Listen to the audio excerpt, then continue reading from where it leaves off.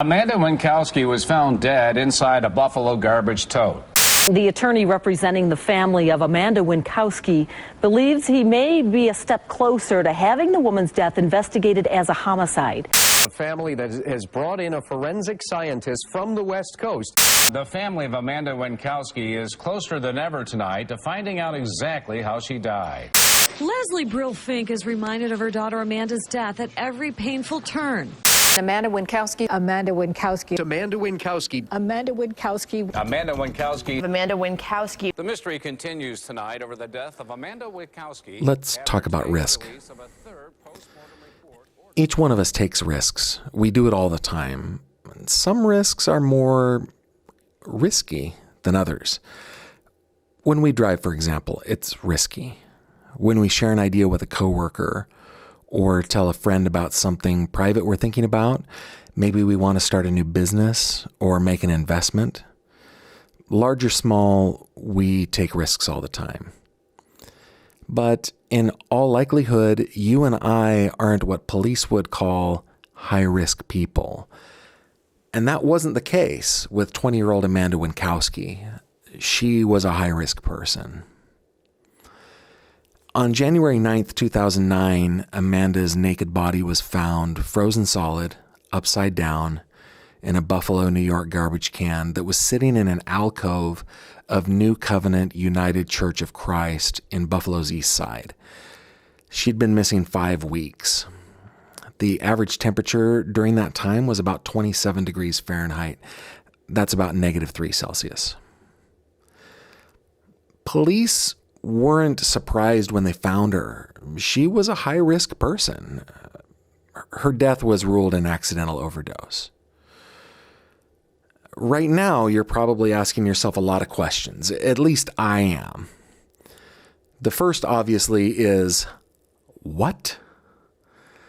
Probably followed by, well, how did she die? And why was she naked? And who put her in that garbage can? And what? Over the next, well, however long it takes, we're going to tell you Amanda's story. It isn't going to be pretty. Drug addiction, prostitution, gang rape, corruption, shoddy police work, it's all in there. And politics, all the way up to the office of the governor of the state of New York. It's in there too.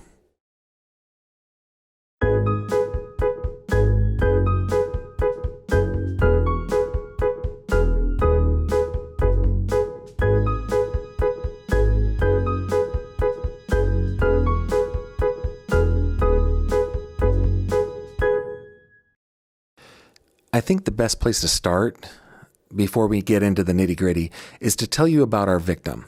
Yes, I'm calling her a victim because I don't care how you slice it. If you're found naked and dumped in a trash can, you're a victim. Something happened to you by someone. And here's the thing. I've read and reread all the files police kept on the case. I've read the autopsies, the toxicology reports, the warrant application, the warrant itself, the DNA evidence. Yeah, there's DNA evidence, and I've read it all because her mom sued to get all the files and won. She provided them to me. So, yeah, I've seen everything.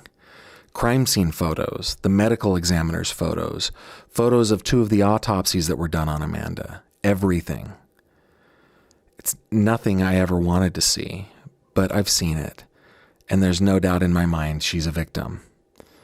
And not of an accidental overdose. Amanda was murdered. Okay, the thing about this case is that it pulls you in. So let me get back to where I was. I was going to tell you about Amanda. Amanda Wienckowski was 20 years old at the time of her death.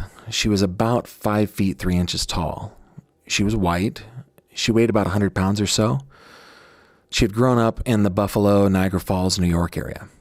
She was blonde, but the medical examiner noted that her hair was bleached that way.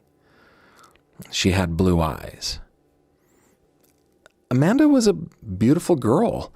At one time, she was Miss Teen Buffalo, according to her mom. Her name's Leslie Brill Meserole. Amanda graduated Niagara Wheatfield High School with a Regents diploma in 2006.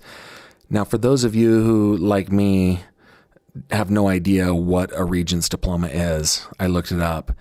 It's awarded to New York students who pass an additional set of exams in the 4 main subject areas prior to their graduation: English, math, science, social studies.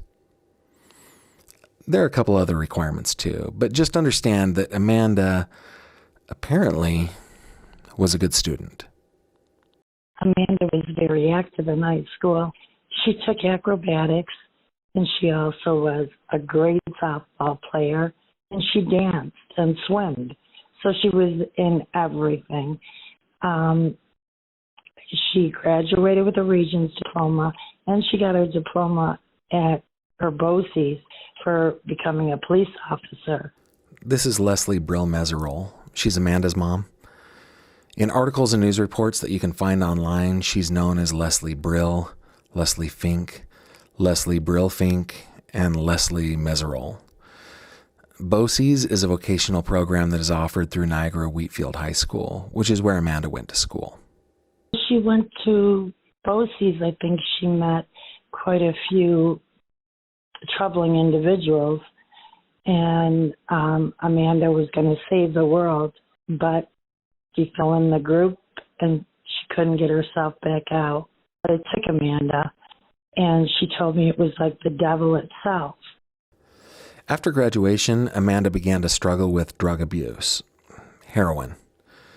She was living with a man named Adam Patterson, staying at his place anyway. You're going to want to remember that name, Adam Patterson. Adam was easily twice Amanda's age, and he was described as her roommate.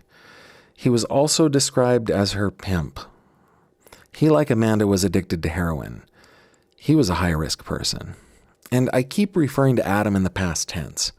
He's still alive and living in the Buffalo, Niagara Falls area. Leslie, now remember that's Amanda's mom, still sees him from time to time inside the Indian casinos. Which reminds me, Adam is Native American. It shouldn't matter, but it does. We'll get there. Amanda became addicted to heroin about 2 years before she died. She had tried to kick the addiction. In fact, her mom had taken her to detox and then to a clinic which provided an opioid replacement treatment using Suboxone, itself an opioid. So after she finishes her detox, she told me she was still struggling with the addiction, that she didn't know why, but she was feeling like she needed it. We learned is there were some Suboxone doctors in the area, and Amanda was so worried about me coming up with money. I said, money is no problem.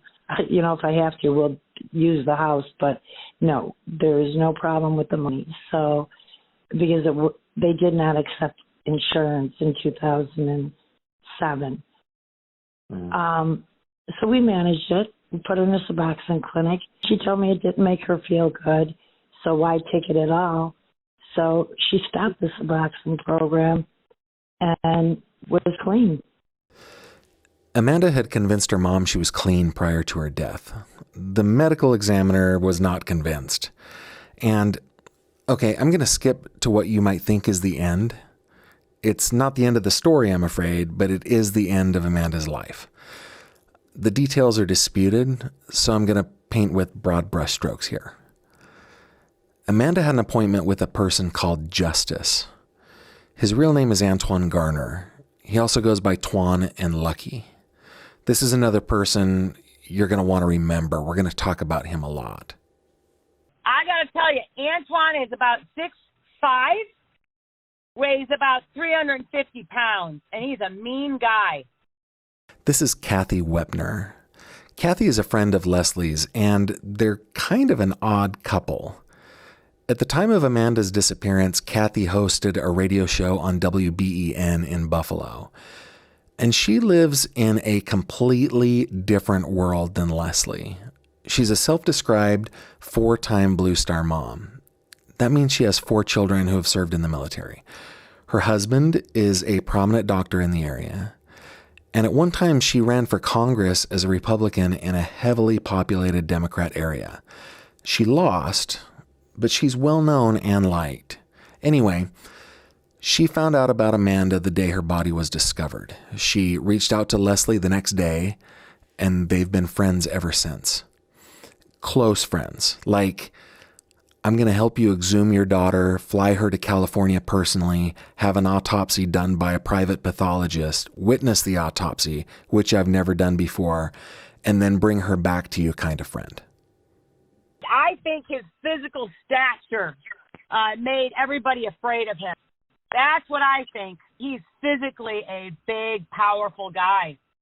Okay, so Antoine Garner is a large man, 6'5", 350. It's about 159 or so kilos and 195 centimeters. He's black. At the time of Amanda's death, he was only 22 years old, but he'd already established himself on the street as someone not to be messed with. He ran a pretty powerful local drug empire, according to Kathy and Leslie. Antoine is currently serving an 18-year sentence at Elmira Correctional Facility, a maximum security prison in Elmira, New York. He was convicted of 4 felonies: robbery in the 1st degree, Class B felony; criminal sexual act in the 3rd degree, Class E felony, that's basically statutory rape; rape in the 3rd degree, Class E felony; and strangulation in the 2nd degree, a Class D felony. And I'm not quite sure, it's actually really hard to tell, but I think 2 of the 4 felonies he was convicted of stem from an encounter he had with a prostitute. Okay, so when she was uncomfortable with what he wanted to do with her, she ran. But he grabbed her and strangled her until she blacked out. When she awakened, he was on top of her.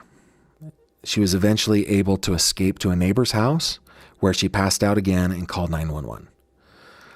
The thing I want you to remember is that Antoine raped and strangled a prostitute. Raped, strangled. And we've been told he did something very similar to another woman when he was just 14 years old. So Amanda was going to see Antoine. Very risky. We think Adam Patterson drove her there. We're not sure. There's conflicting evidence. What we do know is that she went inside for her appointment with Antoine Garner. We believe she went there to trade sex for drugs, and that was the last time anyone saw her alive. That was December 5th, 2008, 5 weeks before her body was found inside a garbage can in an alcove of New Covenant United Church of Christ in Buffalo's East Side, directly across the street from Antoine Garner's house.